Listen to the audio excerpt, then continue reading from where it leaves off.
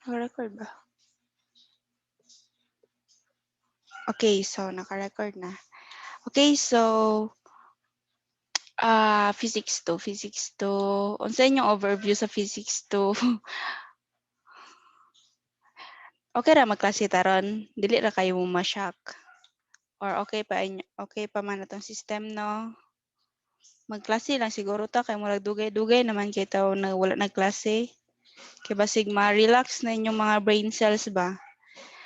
Yeah, ana si Dave kay mga circuit siguro. Yeah, majority it's all about electricity actually sa physics 2, so we'll encounter circuit um and other concepts sa ano. But ano lang man, focus lang tayo sa basic concepts kasi ano lang man siya, like overview lang yung goal na ang objectives ng physics 2. Okay, wait lang. Sama ni mahide ang panel. Okay. So first na to na cover first lesson we have electric charge and electric field. So this is the very first topic like para siyang foundation before we will proceed sa ating circuits. So maybe mga tomorrow I will post kung ano yung magiging pre-PT at saka PT nyo for this quarter. Your pre-PT and PT will be, you are going to make para siyang model or like a presentation if you want to, nasa book man siya. So, I will explain na lang a short bit. Like, you are going to make, this will be a by group presentation. So, you are going to make parang printer inkjet. So, you're going to make a printer. Pero dili siya literally nga magbuhat yun printer ha nga output. Just like a model like kanang sa inyo ang gusto nga if you're going to make a printer talaga, unsa inyong gusto nga buhaton. So you're going to present this one. We're going to have a presentation sa Zoom later and then I am inviting sa grade 11 as your guest or your audience. Is grade 11 as STEM as your audience later on. So, ina na siya. I will explain more on about your pre-PT and saka PT sa mga next days. Okay, so proceed tayo with our first topic. We have electric charge and electric field. Okay, may I ask what or how can you define these two terms, electric charge and electric field? Kasi 'di ba sa chemistry ninyo, I assume that you already discussed about charges. Tama ba? Naka-discuss na kayo about charges? Kasi dili lang man siya sa ano, dili lang man siya available. Sige na, you can open your mic para magsaba-saba ta. Kay dili ba ako gahutan ni. Sige na, kinsay mag-ano, unsang electric charges in your chem or how you define electric charge or unsa inyong idea about electric charge? Manawag tabi. Pinaka last nga person nag-join, sige Kyle. Please define electric charge. Si Jasmine nag-chat dito. Sige Kyle. Onwards lang, ma'am. Yes. Own definition. Ang kuan, ma'am. Ang electric charge sa ako ang pagsabot kay kuan. Kanang amount of electricity sa isa ka molecular bagay. Kato, ma'am. Okay, sige, thank you Kyle. Si representative from the girls. Dili daw makaon og mic si Jasmine. Si Glyza ang mag-represent sa girls. How about electric field, Gly?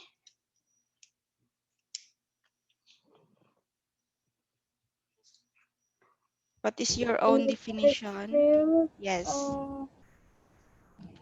ano siya? Tawag ano? Kanang electric na mag-charge sa isa ka object. Sa ang Electric saglay, na mag-charge. electric, Hello? ay sige Electric na Glay. mag-charge sa isa ka object. Okay, so thank you Glay. So ingon po si Jasmine kay ginaagian sa electricity.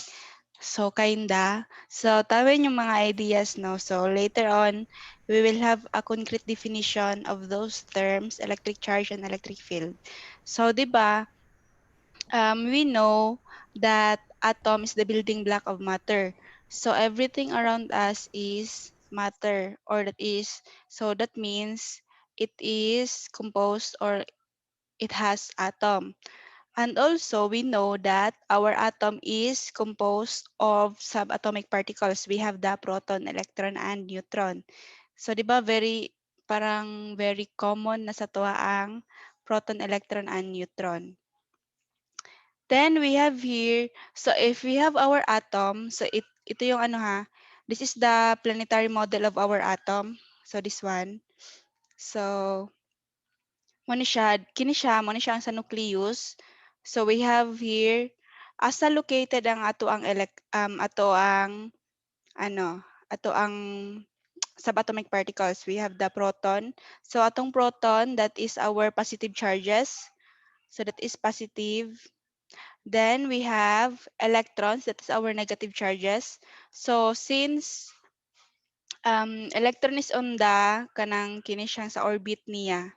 So mo na siyang murag yang orbit sa ato ang atom. Then we have here our neutron. So our proton and our neutron is inside the nucleus. So our neutron, these subatomic particles that have no charges, or they are neutrally, or they are neutral in charge. So again, proton positive, electron negative, and neutron that is neutral ang iyahang charge, or that has no charge. So kung ni siya, overview lang kay very common naman ni siya. Okay, then we have here our electric charge. So unsa man jud ang electric charge? So an electric charge determines the electric interaction and magnetic interaction between subatomic particles and can charge other particles, or can charge particles. So it can be positive or negative. Take note, it can be positive or negative. So mo to siya to ang subatomic particles.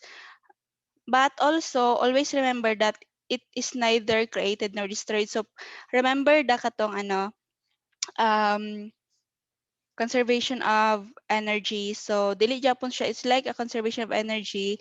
Ang electric charge, it is neither created or nor destroyed. So dili siya ma-create, dili po siya madaot.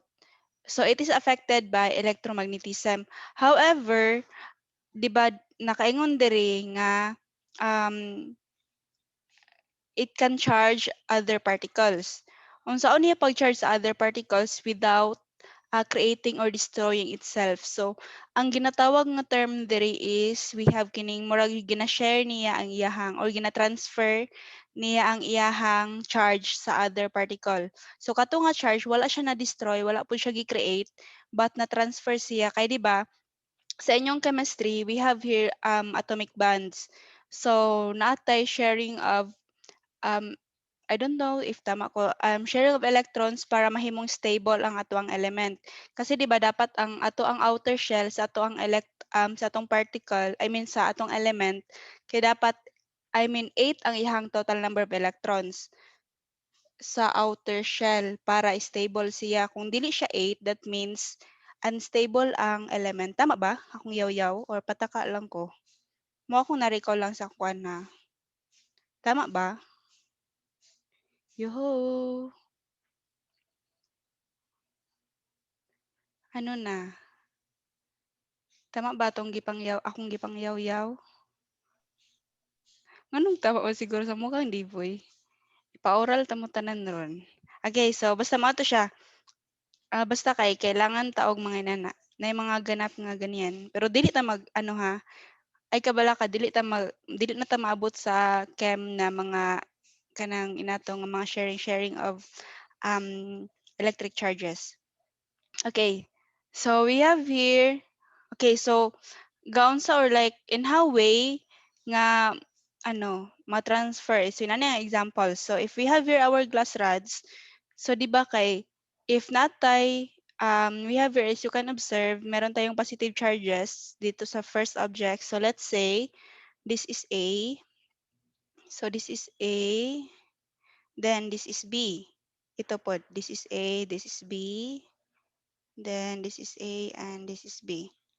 Excuse me. So if we have here our natay objects with positive lahat, positive yung iyang ginadala nga charge, then sa of the same object, as you can observe, naga-repel sila. Then the same dito sa negative ang lahat. Then dito naman sa unlike yung charge niya dito sa A, kining glass rod, positive ihang charge, tapos sa rubber rod, ang ihang charge is negative, then nag-attract sila. So, we can say na ang objects na to with the same charges, they repel from each other, or like gapalayo sila from each other if the same sila charge. However, if different ilang charges, then that means mag-attract sila. Remember you are nakatry mo mag-play sa magnet? Ako magud before kay like hilig kay ko mag-play sa magnet.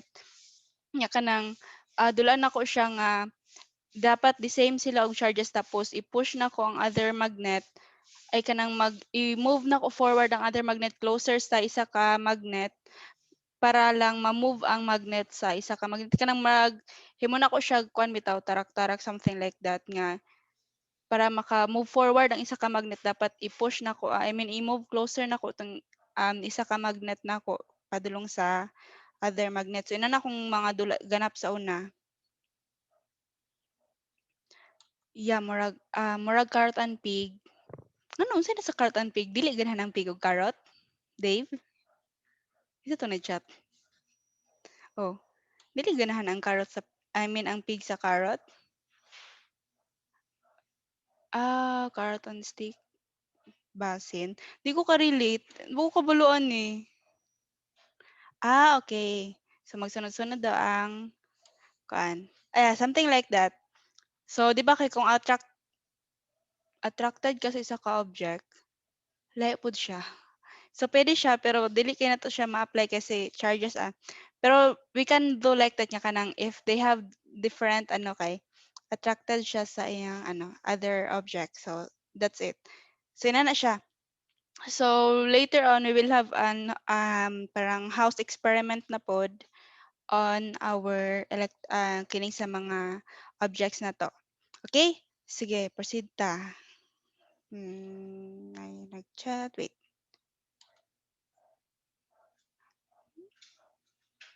Yes. Mag-repel sila if the same sila, kanang the same sila og Then, kaya remember pod mo nga, di ba, if kanang ina na if gina-push din na to nga ipa-repel sila kay mo turn ang isa ka magnet para ma-attract sila sa each other. Kay if stronger ang naman ko'y other magnet nga stronger ang iyahang other pole, so parang ma-attract jud to niya tong other pole tapos magtuyok-tuyok ang magnet. So I want you to have an experiment later on nga kanang ipa-turn na to ang kanang 1 peso coin pod. Unsa na to pagpatuyok sa 1 peso coin using a magnet. So i-maintain na to ang rotation niya kanang magpatuyok bitaw og 1 peso coin using a magnet. So mag-experiment ana soon. Yeah, murag motor pod. Okay, then we have electric charge. So an electric charge as derived by the SI unit, or we have the International System of Unit. It is represented by the symbol Q and measured using the unit column. So C yung um, unit natin. And representation ng ating electric charge is we have Q. So in chemistry, so ito yung sabi ko kanina, the charge of subatomic particle are measured in terms of E. So mo ni siya ang parang representation ng charge sa chemistry. So one column, take note, one column is equal to 6.242 times 10 raised to the power of 18 E. So mo yan, mo na sila ilahang relationship. Okay. So in an atom, the subatomic particle provide the net charge. So an electrically neutral atom contains an equal number of protons and electrons. Take note ha, kung neutral siya, so di ba kung neutral siya, wala siya charge, so that means zero. So dapat the same ang ilahang number of protons and electrons.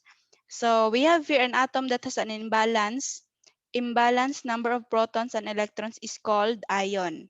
So meron tayong cation and meron tayong anions.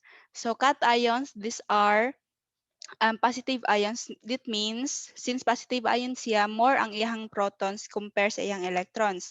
However, if we have an ion, that means that is a negative ion. So, more ang electrons kaysa sa protons. So, example, if we have here 7 ang ato ang ions. So, I mean 7 ang ato ang number of, na siya number of protons and electrons. So, what if we have 4 ang proton, tapos 3 ang electron? So, if we have 4 proton and 3 electron, so that means that is a cation. If tuan naman po, if 3 proton tapos 4 electron, that means we have an ion. So, inana siya. Then, we have here our cation. So, it has more proton than electrons. So, consequently, giving it a net positive charge. So, example, mo ni siya to ang atom.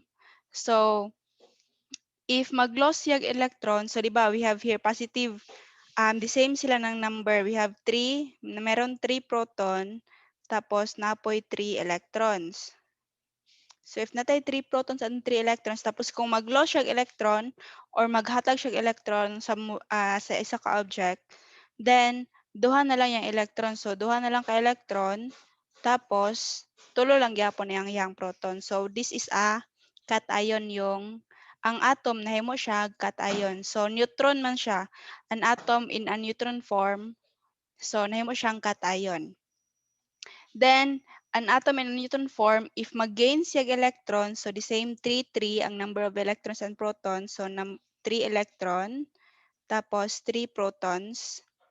So if mag-gain siya og electron, so mahimo na siya 4 ang electron niya, tapos 3 na lang 3 gyapon ang proton. So that means mahimo ang neutron mahimo siya an ion.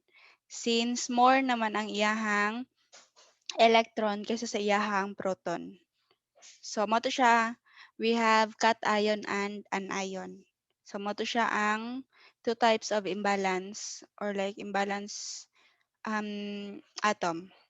Okay, so example in computing our electric charge. So, compute the charge of cation with a charge of positive 3. Again, take note, cation. So that means positive. So we have positive 3. So 3, kini kay notation lang nato siya for our chemistry nga Remember katong E nga notation. So we have here 1 over C, that is column, 1 column over 6.242. This is, di ba, the same sila. This is just equal. Times 10 raised to the power of 18 is E. So cancel out ang E nato. Then let's solve this one. We will have this answer. So the electric charge will be 4.806 times 10 raised to the power of negative 19. So ito yung magiging charge ng ating cation with a charge of positive 3. Okay ba? Nakuha lang yung process. So we're just going to multiply this one ha. We can use our calculator. Okay? Okay ba? Nakasabtan ang first topics. Okay. Sige, next tayo. By the way, if moingon siya og kuan, if moingon siya cation with a charge of negative 3, again ha, since cation man siya, positive 3 lang gyapon yung ibutang. If moingon siya an ion with a charge of positive 3, then negative 3 inyong ibutang dire, negative 3e. So do not mind the charges diri nga ginabutang. Always look at diri sa kung unsa siya nga type. It's either cation ba siya or anion. Ana ha, so dili ta mag-mind diri nga charge nga iyang gibutang. Kay kung maingon kag cation, that is positive. Kung maingon kag anion, that is negative. Okay. Then we have conductors. So these are materials that allows electrical charge to move from one material to another. Kasi 'di ba, remember mo nga if suguon ta nga ay example moingon if gikan ta og somewhere nang hugas ta or something nahugas tag kamot dili daw ta magduol sa mga kuryente kay makurentehan daw something like that.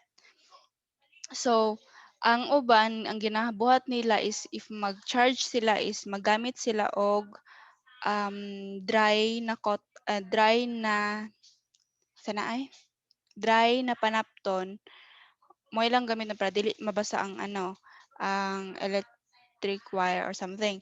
So, kanang atong naay mga charges ma-transfer from that electric wire to that um sa cloth na imong gigamit. However, kining electric wires nani sila'y mga kining unsa nay kini bitawng um kalimot ko sa term. Unsay term gani? Dave to the rescue. Char lang. Kaning basta kining para di ta makurintihan mo na siya. So kalimot ko sa term. So if kabalo mo sa term ing na lang ko ninyo ha. Kay dili di balay man ang mag-ground. I mean kaning unsa gani ning kining murag plastic char sa naka-protect sa sa mga wire para matabunan tong iyahang katong mga wirings gyud. Kaya di ba if mag-ground ka kay like kung maingon ka nga grounded ang isa ka object is tama ang insulators niya o kining basta mo na to siya. Sige, thank you Dave. Basta mo na to siya ay so let's forget about that. Okay, so conductors objects can be charged through different methods. So we have rubbing, we have conduction, and we have induction. So first, let's discuss is charging by rubbing. So an electrically neutral body can gain a charge by rubbing or friction. So we have here rubbing two objects will force their atoms to interact with another, resulting in the ripping off electrons from the weaker hold. So ang katong naay weaker hold of electrons or like katong naay objects nga with weaker hold of electrons, i-absorb or like i-rip off niya or ihatag niya ang ihang electrons sa katong object with a stronger hold na sa electrons. So kung kinsa tong weak, mo to siya ang mag-release or mag-give off sa iyang electron. So kung isa tong stronger, kung mo to siya ang mag-gain sa electrons. So example is we have here a glass rod and a silk cloth. Then if i-rub nato ni sila, then ang silk cloth is maka-gain siya of negative electrons from this glass rod.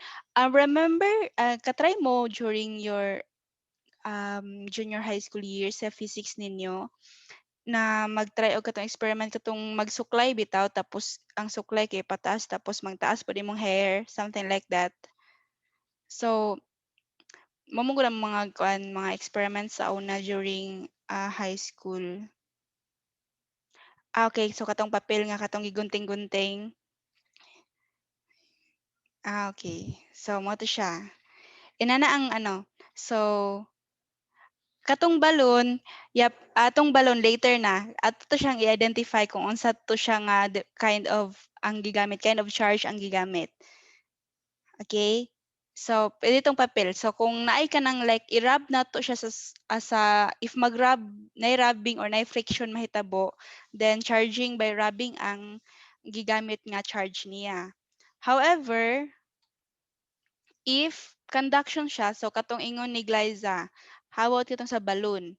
So, charging by conduction involves the contact of a charged object to a neutral object. So, example is we have here, kini siya, then we have a balloon. So, ang kaning is i-gain niya ang charge from from that object. So again ha, nalang sila contact but walay gibuhat like katong sa previous is na grabbing na hitabo or na friction na hitabo is kini is like nalang sila contact but mao lang to siya. Nagka-contact lang sila then na-transfer na dayon ang electrons. Mao na siya ang sa conduction. So naay contact between the two objects. So then we have here, then charging by induction. So it is a method used to charge an object without touching the object to any other charged object. So take note, without touching the object to any other. So example, we have here a Coca-Cola ang kaning tin can. Tapos meron tayong balloon nga, meron siyang charge na ano. Then ang kining ano, ang charges, ang negative charges sa Coca-Cola kay negative man ni diri. So naay mga negative diri na po'y mga positive charges. So ang negative charges niya mag-push like ma-transfer siya sa other side sa can. So mag-transfer siya sa other side sa can, then mao to siya. Ang kining ano din na charge, meron na din silang negative and positive. So because of this stronger hold sa ano is like parang na-push bitaw ang electric charges sa tin can dito sa iyahang other side of the can. So that means since 'di ba dapat neutral ni diri tanan, neutral charges. Diri pod neutral. But since na-transfer ang can niya, so ano din, positive, negative na dayon, ay mga positive and negative na din na side. So that means, dili na dayon neutral ni siya ang mga side na to. So inana ang sa induction. Wait. Ano, yes, na-repel ang negative charge, pero wala siya na-attract ang ano, wala na-attract ang positive charge, but nagpabilin lang siya, Kyle. Kay, wala man siya like kanang ano, ay mura siya na-attract Japon, pero wala jud sila, wala sila contact na hitabo. Tama imong ingon nga ano, ang negative charge nag-repel kay negative man di ba? Ang positive charge ang nagpabilin siya because yes, na-classify sila into two. Kay negative charges man dire ang sa tuang balloon. So, mura gyapon siya na-attract but dili siya totally kay ano kay wala sila hay contact jud, so walay proper na contact between the two. However, nagpabilin ang positive because, mao to siya. Nagpabilin ang positive charge because meron siyang naga-feel o nga contact with the negative charge diri sa balloon. Okay, so mao to siya. Mao to siya atong three types of charging. So we have by rubbing, we have by conduction, and we have by induction. So muna siya ato ang mga ways that we can charge our object. Then we have here, okay, so the separation of electrical charges to opposite particles due to induction is known as polarization. So katong nahitabo sa induction, charging by induction kanina, katong nag-separate ang electric charges from one side to the opposite side. So it is due to the polarization. So charging an object through induction may also occur through the process called the grounding. And electric charging is generally used in conditions where precision is necessary. So, dapat, very precise yun ang atong. Kasi, di ba, there are times nga mag-ground ang isa ka object. I don't know if tama kung kuana. Mag-ground ang isa ka object because it's either gamay lang ang iyang electricity nga gina-produce tapos dako kay nga ang voltage nga imong gina-charge. Tama ba? Oh, kay tama ba voltage or what something? Basta kanang namang ko'y nakabutang sa mga saksakan kung pila lang ilahang pwede isaksak or unsay pwede isaksak dito or unsay pila ang ilang i-release. So if mag-charge ka og greater than ato dito is anay possibility nga mobuto siya mag-grounds. Oh, so inato ang mahitabo. So that's why dapat kung pila ang voltage sa isa ka nga i-absorb sa isa ka object, so dapat the same siya sa um, wire, I mean electricity nga i-release sa inyohang saksakan. So ana siya. Then we have electric dipoles. So when a neutral charge object is brought near a strongly negative body, the resulting condition polarizes a body and forms a dipole. So again ha, if natay neutral object tapos ipaduol nimo siya sa strong negative body or strong negative object, then ang ilahang polarization kay mag-cause siya as a dipole. So the polarization is the process wherein an electrically neutral body becomes polar by the rearrangement of its molecule. So point dipole refers to atoms bearing a positive side and a negative side. So we have here point dipole. So meron siyang positive side at saka negative side. So the instantaneous or a temporary dipole is an atom or molecule with most of its negative charge shifted only to one side as a result of the random movement. So if natay ang kini sa point dipole ay sa point dipole, always siya merong positive at negative charge. However, dito sa temporary dipole, ang iyahang molecules kay mostly is negative. That means ang movement nila from one side to the other dili siya cause sa katong strong negative nga object or the other object. It is caused by the movements of the molecules itself or the charges itself in the atom. Then we have electrostatic force. So like charges repel, so ito yung sabi ko na like charges repel each other and unlike charges attract each other.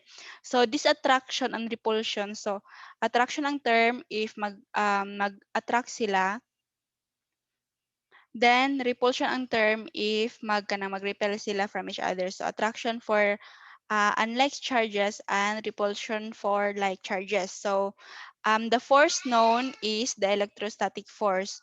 So muna siya ang naga naga-cause sa ilaha to attract or to repel from each other. So the electrostatic force can be computed using the Coulomb's law for electrostatic. So muna siya to ang gamiton to solve for our electrostatic force. Okay. So ito yung electrostatic force formula natin. We have here our electrostatic force. We have here F sub E. Meron tayong vector sign since that is a vector ang ato ang electrostatic force. That is equal to K times Q sub 1, absolute value of Q sub 1 times Q sub 2 all over R squared. So ang Fe nato, that is our electrostatic force. Ating Q sub 1 and Q sub 2, we have the magnitude of the charges. Then our R, that's distance between the charges that must be in meters. Then our K, that is the Coulomb's constant. So Coulomb's constant is 8.99 times 10 raised to the power of 9 and m squared all over c squared. So muna siya to ang formula. So this is our formula. Muna siya to mga terms. Then we have here, always remember the Coulomb's constant kay gamiton na siya always. Okay. Example tayo, we have here what is the electrostatic force of an attraction between negative 6 times 10 to the negative 6 Coulomb charge and a 4.0 times 10 to the negative 6 Coulomb charge if they are separated by 3 meters. So substitute lang nato tong value nato kanina mo man itong formula no. We have here our formula. Substitute natin yung value sa ating Coulomb constant, that is 8.99 times 10 raised to the power of 9, copy ang unit. Then get the absolute value. First ha, get the absolute value of this. Dili pwedeng ay times natin edit so. This is ang result magudan is negative times positive, di ba, is negative. However, since absolute value siya, so we have here positive 2.4 times 10 to the negative 9 at negative 11 Coulomb squared. So we have here CC, that is C squared. So cancel out ang C. So makancel out ang C. So matira na lang is 8.99 times 10 raised to the power of 9 times 2.4 times 10 to the negative 11. So if i-times na to, this will be our result, that is 0.21576 Newton meter squared since na-cancel out na ang Coulomb squared all over our 3 squared, that is 9m squared or 9 meter squared. So now, cancel out our meter squared. Ang matira na lang is final answer, that is approximately 0.02 Newton. So muna siya ang atong electrostatic force between these two charges if they are separated by 3 meters. Okay, na question? Naka-follow lang sa first formula for the physics 2. Naka-follow lang ba? Okay, I think naka-follow lang man. Okay, naka-follow lang daw. Yes, ma'am. Okay, then proceed tayo with our electric field.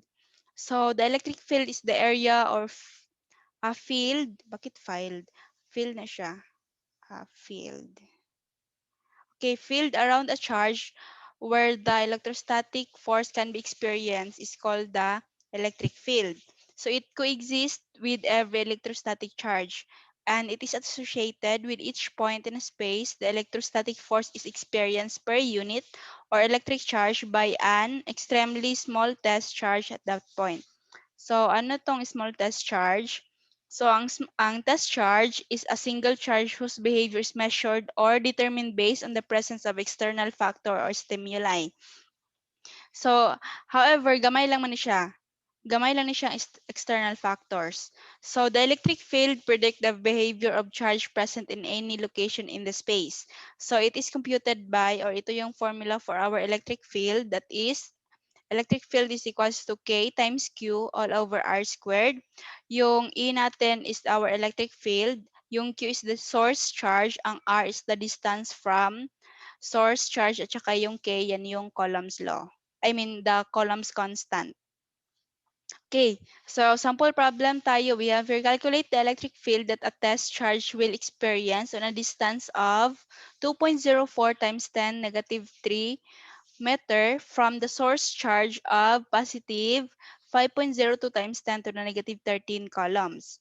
So, again, using the formula, we have here our formula that is K times Q all over R squared. So, ito yung formula. Ang K, that is our columns constant. So, we have here our Q, that is, substitute natin itong column constant. Then, substitute the value of our Q. Muna siya itong source charge. That is 5.02 times 10 to the negative 3 column all over our R squared, that is our distance. That is 2.04 times 10 to the negative 3 meter quantity squared. So solve na to. We have here this one. So this is our numerator. That is 4.51298 times 10 to the negative 3 Newton meter squared. Okay.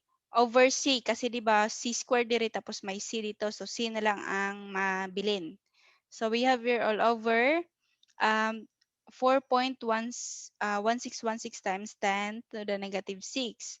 So we have here cancel out ang m squared, cancel out. So ang mabili na lang is 1084 Newton per column. So muna siya ang electric field of the test charge. Okay ba?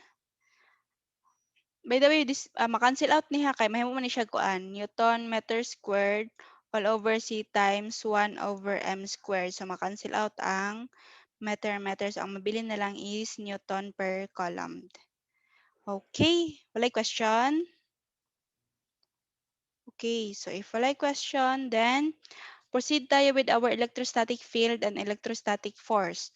So the equation to show the relationship between the electrostatic field with electrostatic force is we have here, this is our electrostatic field is equal to our electrostatic force all over Q.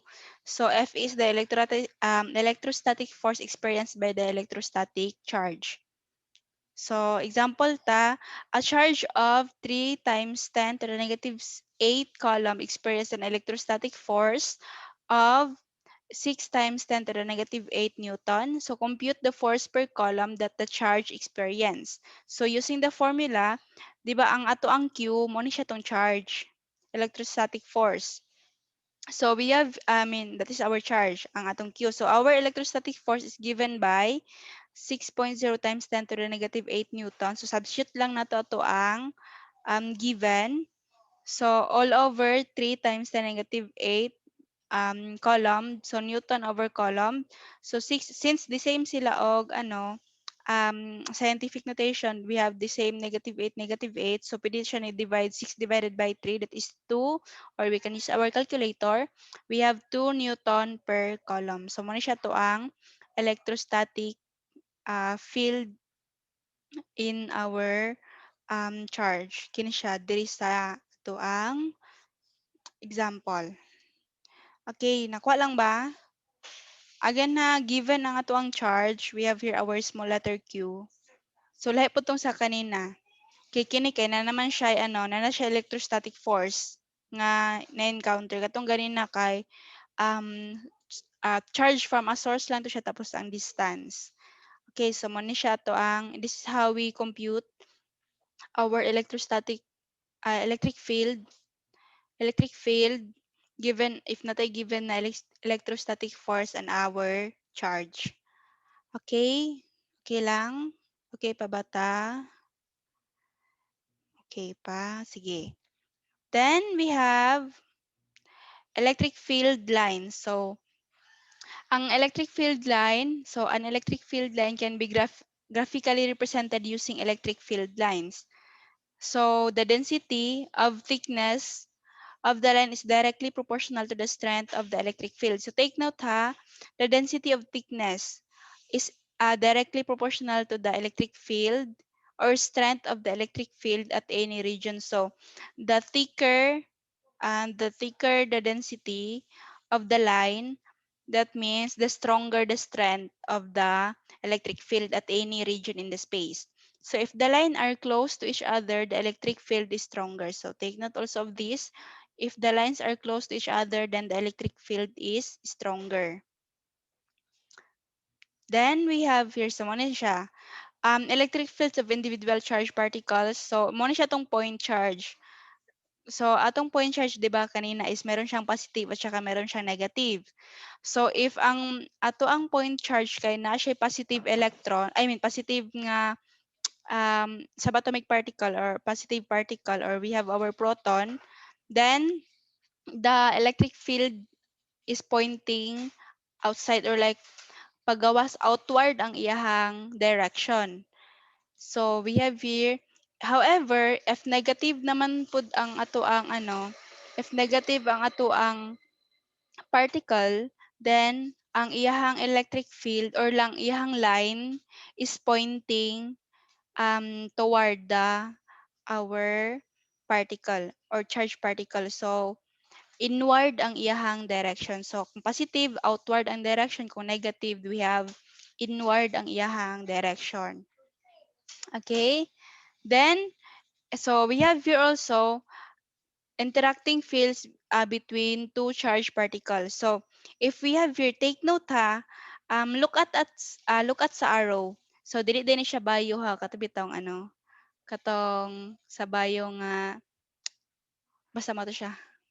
So mura siya magugatong sa bayo nga katong mag tong sa na to, sa cell. So mo ni siya ato ang charges. So, di ba we have here our negative and we have positive charge. So, nganong mag-attract man ni sila ang positive and negative charge. So, inani ang ihang illustration. Di ba kasi sa negative charge, basta negative charge ang ihang field line kay nagapoint siya inside. So, or like inward ang ihang direction. So, muna siya inward. Inward ang ihang direction toward siya sa negative. Oh, inward siya sa negative. Again, ha, look at ha. Inward siya, going siya inward sa negative. However, gikan siya diri sa positive charge. That means going siya outward. Oh, outward siya diri outward. Pero inward siya padulong sa negative charge. That's why may attraction between the negative and positive charge. So if napud sila if the same pud ilang charges, so ito, negative, if two positive charge particles, then mag-repel sila kay outward tanan ilahang particles. So going outward tanan ilang particles. So walay chance nga mag-meet ang ilahang particles. So inana ang sa electric field lines. Okay, then we have our electric flux and gas law. So electric field is represented by arrows to indicate the flow of movement from a positive charge or to a negative charge. So this flow of electric field through a given area is measurable using electric flux. So is measurable using electric flux. So the unit for our electric flux, we have the voltmeter, or that is V times M, or Newton meter squared per coulomb. So we have here our phi sub E, that is our electric flux. So mo siya tong notation for our electric flux, that is phi, capital letter phi. That is equal to electric field times A times cosine theta. So ato ang atong ating phi sub E, that is electric flux, ato ang E, that is our electric field, atong A, that is the area of the considered surface, then atong angle, that's that is the angle between the electric field line and the perpendicular line to the surface of A. So example tayo is, we have here, what is the electric flux? Okay, what is the electric flux of the set of variable given? We have here our electric field 9.5 times 10 to the negative times 10 raised to the power of 13. Atong area is 1.6 times 10 to the negative 5 meters squared, and our theta is 75 degrees. So using the formula nato is, we have here electric flux is equal to electric field times A cosine theta. Okay, so we have here our electric field, that is 9.5 times 10 to the 13 n over c. So substitute lang nato atong mga values. We have here, sorry, n meter, itong we have here,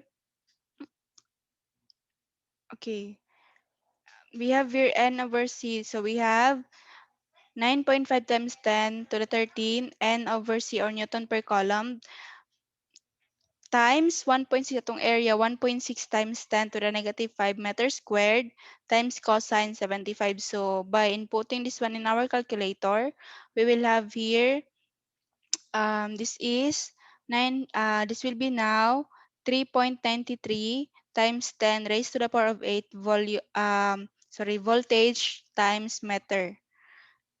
Meter, anong meter na lang? Dapat meter squared. Okay. Tama dahil kay ang nm squared over c, that is equal to voltage times meter. 1 voltage times kana siya.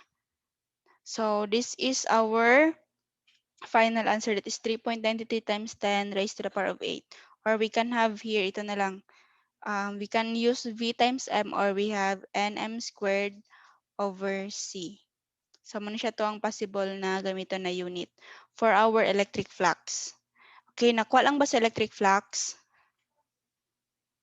Okay ba? Okay, so if wala questions sa electric flux, proceed ta with our Gauss law. So it is used to calculate the electric flux of a closed surface.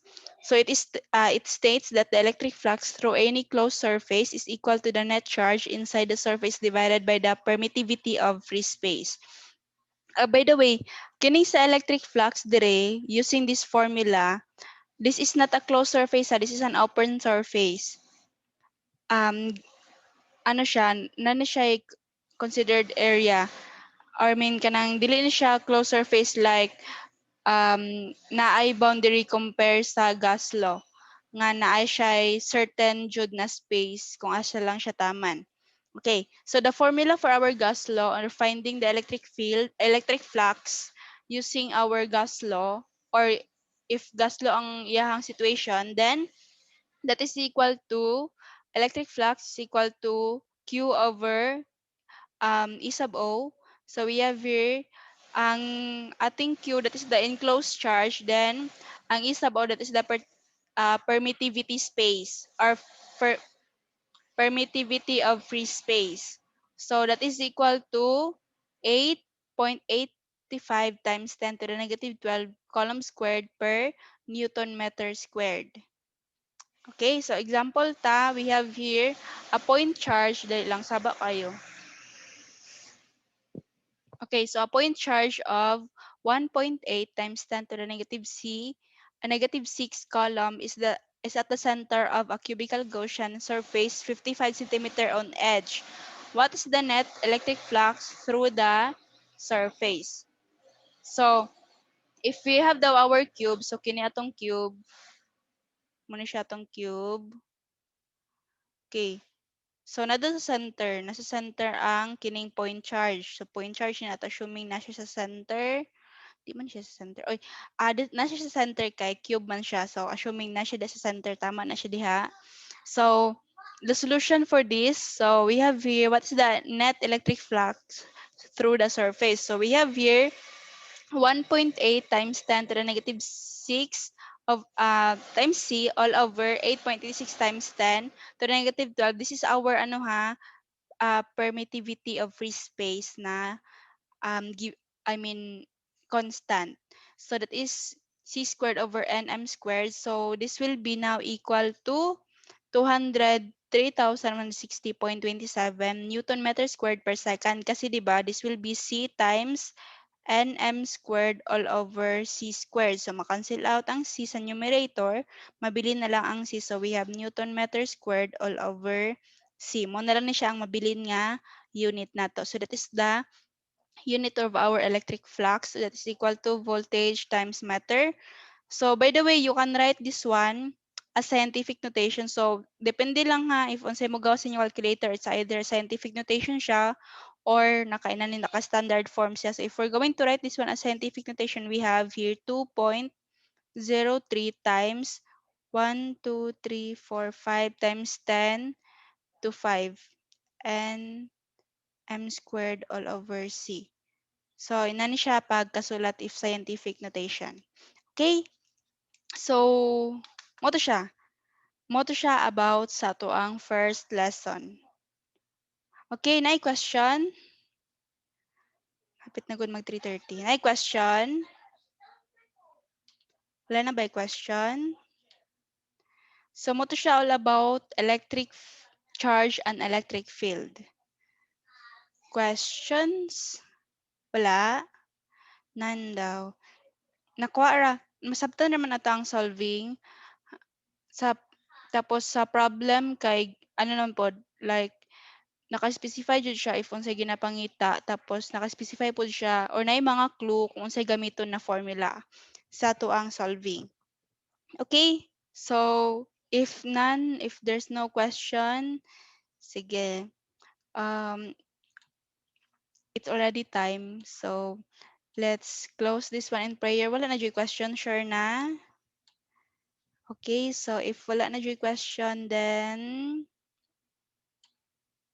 okay, wala na. Nasabtan raman ka ha.